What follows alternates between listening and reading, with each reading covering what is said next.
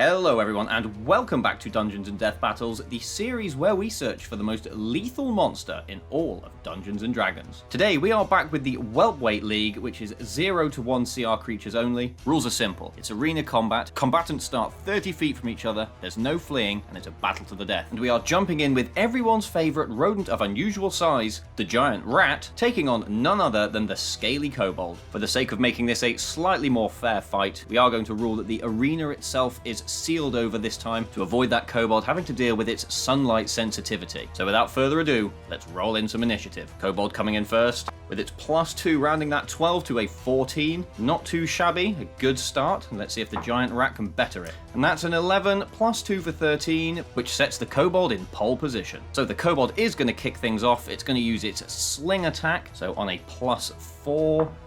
And that is a natural 1 straight out the gate. Unfortunately not going to do anything for the kobold there. And the creature is then going to use its 30 feet to try and get as far away from that giant rat as possible. And that means that the giant rat is going to dash its full movement towards the kobold, close the distance and get into melee range, ending its turn. So the kobold is back up once again and is going to use a dagger attack to slash at that giant rat.